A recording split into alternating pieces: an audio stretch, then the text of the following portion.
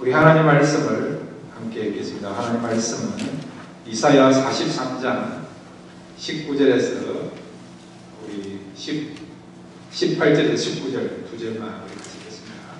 이사야 43장 18절 19절입니다. 함께 읽겠습니다. 시작. 너희는 이전 일을 기억하지 말며 옛날 일을 생각하지 말라. 보라 내가 새 일을 행하리니 이제 나타날 것이라. 너희가 그것을 알지 못하느냐. 반드시 내가 광야의 길을 사막에 강을 내리니. 아멘. 이 시간 우리 같이 기도하겠습니다. 오늘 마무리하면서 오늘 말씀을 통해서 해답해 주시고 또 우리가 정리해야 될 부분들을 또 정리할 수 있는 귀한 시간 되게 달라고 이 시간 말씀을 위해서 또 은혜 받는 일을 위해서 함께 우리 기도하겠습니다. 주여 한번 부르고 함께 기도하시겠습니다. 주여 아버지 하나님 감사합니다. 이 시간 말씀 듣기를 원합니다. 생명 음성 가운데 임하는 그 말씀 듣기를 원합니다. 말씀으로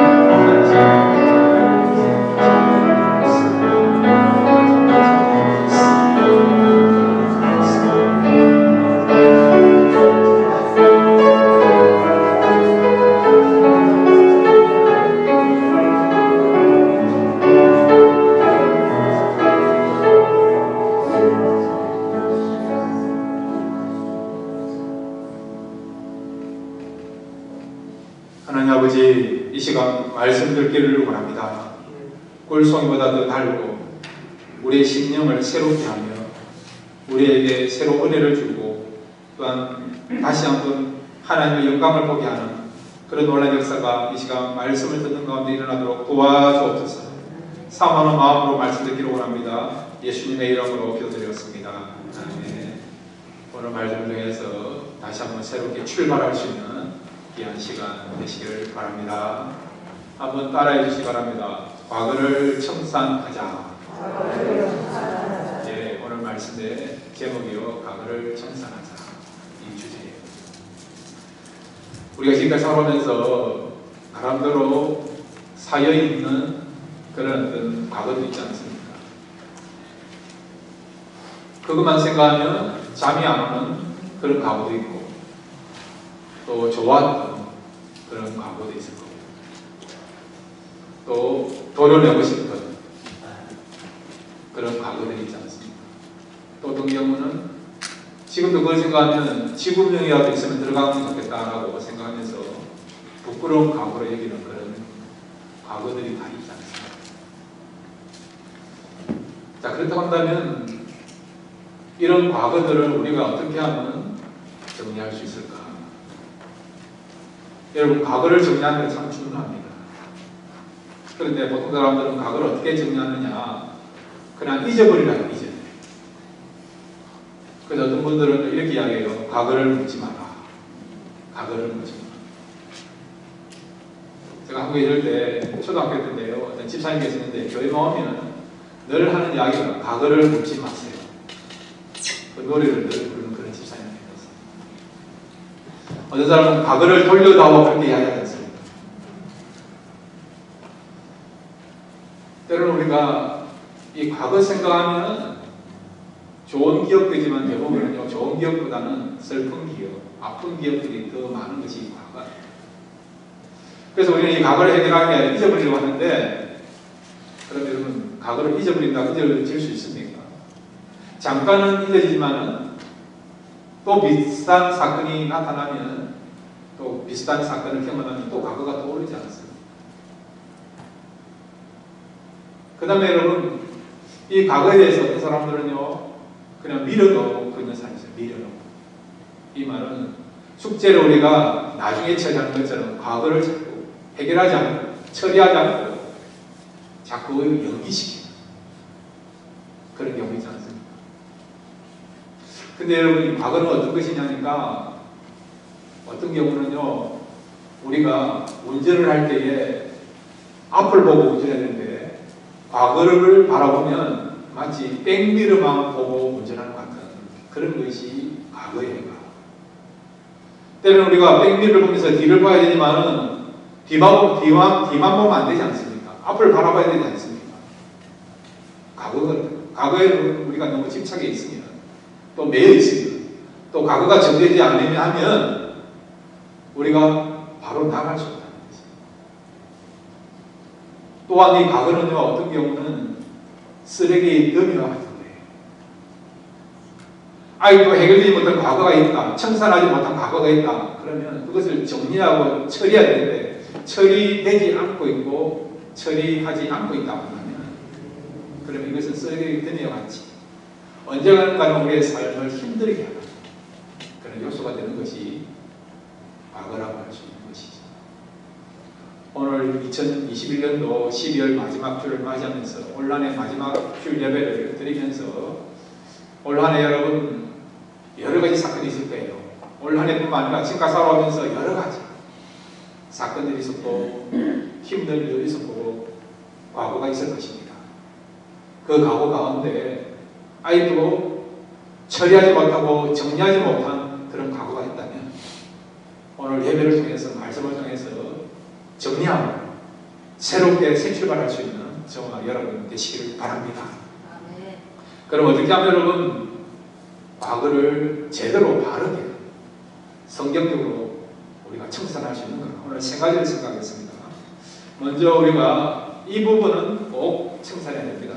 한번 따라해 주시기 바랍니다. 염려하는 마음을 청산하자. 그렇게 하시겠습니까? 여러분, 염려하지 마시길 바랍니다. 성경에 보면요, 염려하지 말라 얼마나 많이 언급하고 있습니다. 여러분이 잘 알고 있는 빌립보 4장 6절을 같이 읽겠습니다. 시작. 아무것도 염려하지 말고 다만 모든 일에 기도와 간구로 너희 구할 것을 감사함으로 하나님께 하라. 아무것도 염려하지 말라. 한 가지만 염려하지 않는 것이 아니고요, 아무것도 모든 부분에서 뭐라고요? 염려하지 말라. 모든 부분에서 염려하지 말라. 그렇게 말씀하고 있지 않습니까? 그 다음에 여러분 마태복음 6장 27절입니다. 함께 읽겠습니다. 시작. 너희 중에 누가 염려함으로 그 키를 한 자라도 더할 수 있겠느냐? 아멘. 염려한다고 키가 큽니까? 아니지 않습니까? 어떤 게 염려한다고 살이 빠집니까? 빠지는 경우도 있고 안 빠지는 경우도 있지 않습니까? 오히려 식욕이 더 땡기는 경우도 있지 않습니까? 염려를 많이 했더니 배가 고픈 거예요. 그래서 어떤 경우는 식욕이 더 왕성한 경우도 있지 않습니까? 여기서 여러분, 염려함으로 키를 한 자라 낳을 수 있느냐, 이 말은 뭐냐? 염려는 무익하다는 거예요. 그러니까 여러분, 무익하기 때문에, 쓸모가 없기 때문에, 도움을 안 주기 때문에 염려하지 말라고 말씀하고 있는 거죠.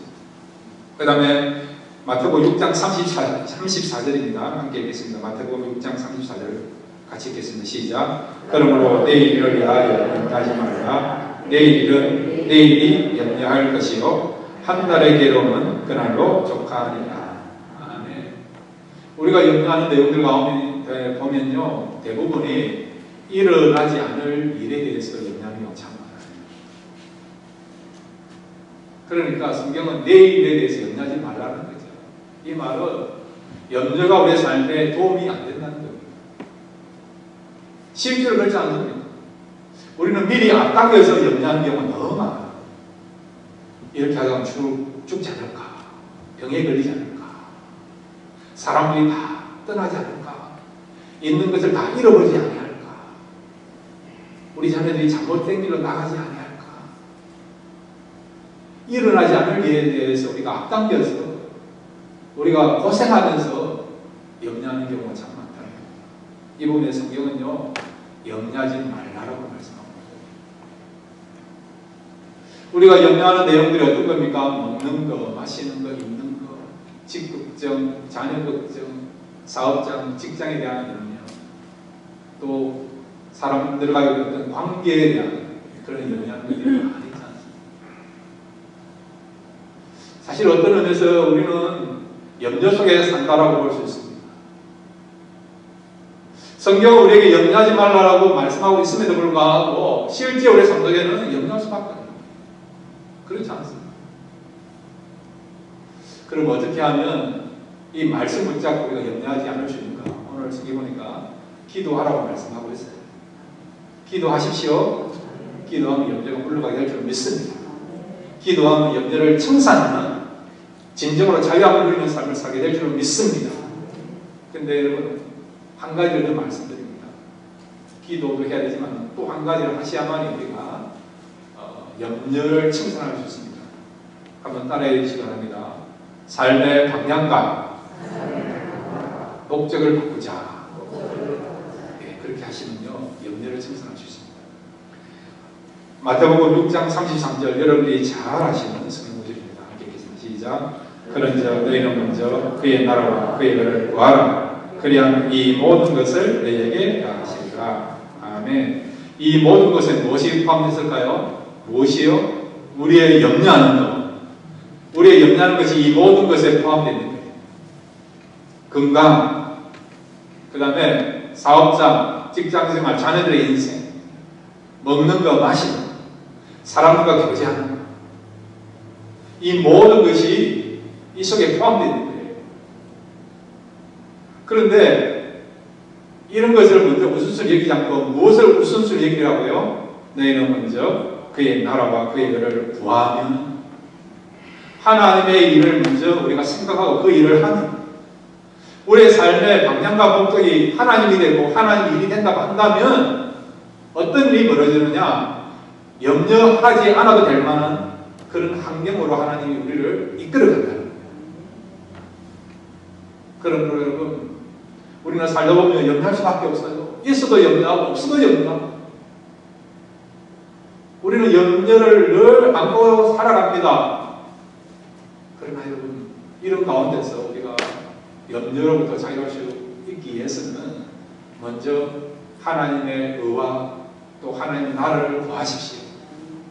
이런 마음을 가지고 살아가시면 비록 염려할 수밖에 없는 상황이라 한다 하더라도 우리는 염려하지 않고 평안한 가운데서 그 염려를 청산하며 살아갈 수 있는 저와 여러분이 그 줄로 믿습니다. 이런 삶을 살아가시는 저와 여러분 되시기를 바랍니다.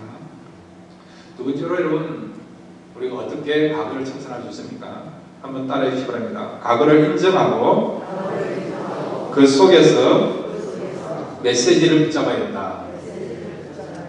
예. 어떤 사람은요 과거를 인정하지 않으려고 해요. 사건이 일어났어요. 어려운 일이 힘든 일이 일어났습니다. 상처를 받았어요. 어떤 게 상처를 주었어요. 그걸 생각하니까 너무 아파요. 잠이 안 와요. 마음이 평안하지 않습니다. 아이고 슬픔이 올라와요. 외로움이 있어요. 답답함이 있어요. 삶에서 안정이 안 돼요. 어떤 경우는 그 과거만 생각하면 눈물이 나요. 근데 대부분 사람들은요 그걸 인정하지 않아요. 그 일은 나한테 없었다. 나하고는 상관이 없는 일이다. 내가 잘못한 것이 아니다. 인정하지 않는 거예요. 여러분 과거 일어난 일에 대해서 인정하십시오. 그걸 그대로 수용하십시오. 그리고 여러분 인정하시고 수용하시고 끝나지 않고 어떻게 해야 됩니까? 그 속에서 메시지를 붙잡아요. 메시지를 붙잡아요. 성경에 보면 과거에 대해서 기억하지 말라 그런 말씀이 참 많아요. 한번 찾아볼까요? 이사야 43장 18절 오늘 우리가 읽었던 말씀인데 다시 한번 읽겠습니다. 이사야 43장 18절 시작. 너희는 이전 일을 기억하지 말며 옛날 일을 생각하지 말라. 이전 일 생각하지 말고 옛날 일을 생각하지 말라는 거예요. 기억하지 말고 생각하지 말라는 겁니다. 그 다음에 여러분 이사야 65장 17절 말씀 함께 읽겠습니다. 시작. 보라 내가 새하늘과 새 땅을 창조하려니 이전 것은 기억되거나 마음에 생각나지 아니할 것이라. 아멘. 이전 일이 기억되지 않는다는 거예요. 마음에 생각나지 아니한다는 겁니다. 근데 이 말씀을 보면 그냥 우리가 덮어줘야 된다, 잊어버려야 된다, 그렇게 생각하는 게 아니에요. 먼저 저쪽은 뭐냐? 과거에 대해서 인정하고, 그 다음에 어떤 일이 일어날 수 있느냐 하니까 그것을 인정하고 그 속에서 우리가 진정한 교훈과 메시지를 붙잡을 때에, 이런 일이 있을 때에, 그 다음에 어떤 일이 벌어졌냐? 하나님께서 우리에게 상상도 할 수 없는 과거를 잊을 정도의 그런 새 일을 우리에게 행한다는 거예요. 그러니까 슬픈 그런 어떤 과거든, 그 다음에 좋은 과거든 간에 우리는 그 속에서요 메시지를 붙잡아야 됩니다. 교훈을 붙잡아야 됩니다. 그렇게 할 때, 이런 작업이 있을 때에, 이런 과정이 우리에게 있을 때에, 그 다음에 어떤 일이 벌어졌냐? 놀라. 과거를 잊을 정도의, 과거는 상상도 할 수 없는 놀라운 일들이, 새로운 일들이 우리 삶 속에 나타납니다. 그래서 우리가 정말 놀라운 일, 새로운 일, 새롭게 시작되는 그런 일들이 우리에게 주어지기 위해서는 우리는 어떻게 과거를 인정하고, 그 다음에 그 속에서 메시지를 붙잡을 수 있어야 된다는 겁니다. 사도행전 1장 16절부터 18절까지 보면 이런 부분에 대해서 정확하게 우리에게 말씀해 주고 있습니다. 사도행전 1장 16절 18절입니다. 시작. 형제들아, 성령이 다윗의 입을 통하여 예수 잡는 자들의 길잡이가 된 유다를 가리켜 미리 말씀하신 성경이 응하였으니 마땅하다. 이 사람은 본래 우리 주 가운데 참여하여 이 직무의 한 부분을 맡았던 자라. 이 사람이 불의의 싹으로 밭을 싸고 그의 몸이 원부박질하여 배가 터져 창자가 다 흘러나오는지라. 아멘. 누구에 관한 내용입니까? 가룟 유다의 최후의 모습에 대해서 나와 있습니다. 지금 이 사도행전 1장의 내용은 어떤 내용이냐니까, 예수님이 승천하시고 난 뒤에 예수님의 제자들과 또 함께 모이는 120의 성도들이요, 지금 마가 요한의 다락방에서 성령이 오시기를 기다리고 있습니다. 성령을 받기 위해서 그들이 모여서 기도하고 있는 가운데 있습니다. 그리고 성령을 받게 되면 이제 교회가 시작하는 거예요. 교회가 태동되는 그런 시점입니다. 성령이 오시고 교회가 세워지는 그런 새로운 역사를 맞이하는 그런 전환점에 그들이 지금 모여서 함께 기도하고 있는 거죠. 그런데 성령께서 베드로의 마음속에 어떤 마음을 주시느냐?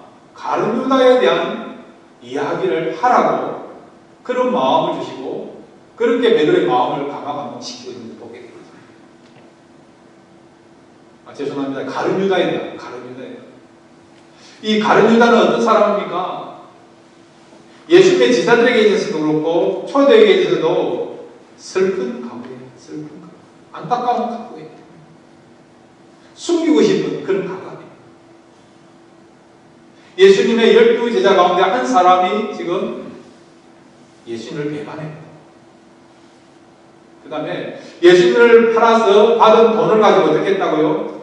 밭을 샀고, 그 다음에 그 밭을 산 가운데 그가 결국 자결하게 되는 거죠.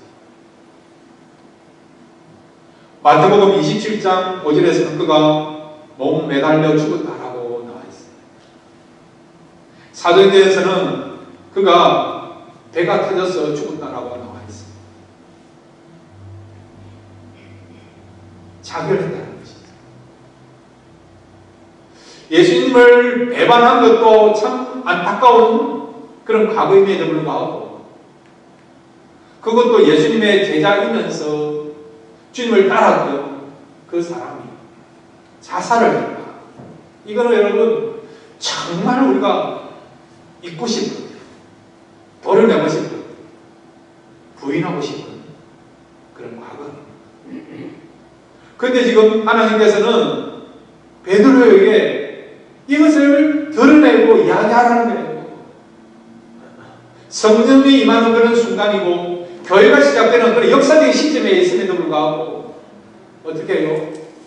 베드로를 통해서 이것을 드러내게 하고 정리하라고 말씀하는 것이죠.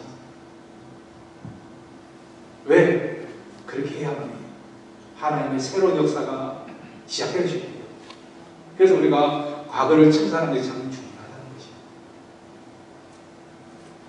그러면 왜 이렇게 중요한 시점에 새로운 역사를 시작하려 해야 되는 그 시점에 이 슬픈 그런 과거를 드러나게 하셨느냐? 그 이유는 뭐냐?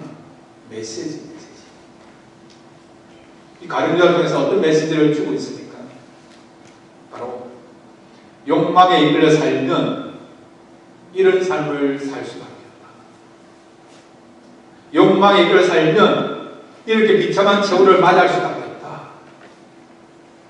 가룟유다의 삶을 통해서 우리에게 교훈을 주시고자 그 메시지를 붙잡으라고 지금 중요한 시점에서 가룟유다에 대한 그것을 지금 성령께서 베드로에게 말씀하시고 그 말씀하신 것을 베드로가 회중 앞에 지금 드러내고 고백하고 있는 것을 보게 되는 것입니다.